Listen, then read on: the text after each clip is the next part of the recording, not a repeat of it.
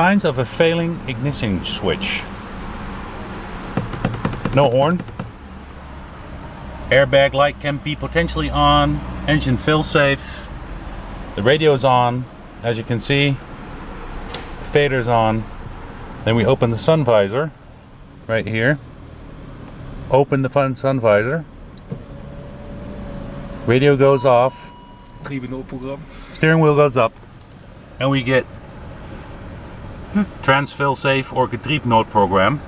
And as you can see, the ABS light comes on. So, close the sun visor again. Steering wheel goes back down. Radio comes back on.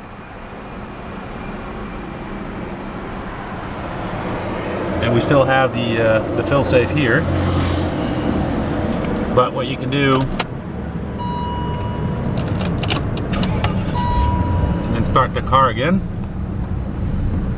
And this is just the washer fluid. Oh, there it goes. It's still in fill safe, but it's not. It's actually not in fill safe. And does cruise control work? No, cruise control doesn't work. The audio for the stereo doesn't work. Changing channels, nothing basically works. So, to demonstrate again, open the sun visor. Everything goes off.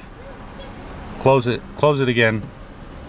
Steering wheel goes back down. For the rest of the car, it behaves perfectly normally. Radio comes back on.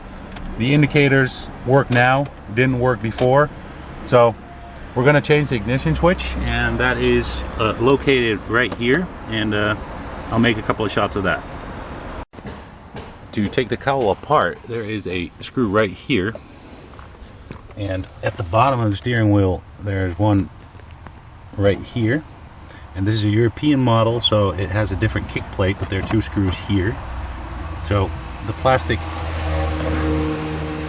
little plastic screws right here, they just come out, and the little hex ones right here at the bottom.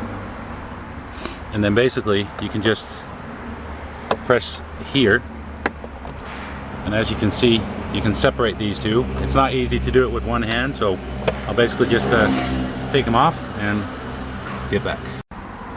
So with the steering wheel column off, this is the ignition switch. It's back here. This is basically just connected with a little fastener. Let's see if it will focus. So you can basically undo this one by pulling the tab and removing the plug. That is the ignition switch. It's held in place by two torques, one there and the other one right here at the bottom. So I'll undo those and then get back to you guys. So after the two bolts are loose, you can remove the plastic that holds it in place, and then at the bottom you will see the two red dots right there and there, and those are just normal screws, but they have some locking fluid in there. So I'm gonna pry that open and undo the little screws in there. So the two little screws right there are undone, as you can see. Now basically you can just take the unit and pull it out like this.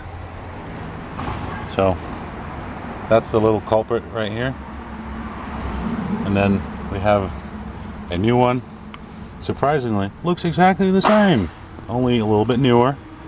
Brand spanking new. And here you can see the electronic connections that basically cause all the mayhem. So reverse install in reverse order, and then it should all be good. So ignition switch is in place.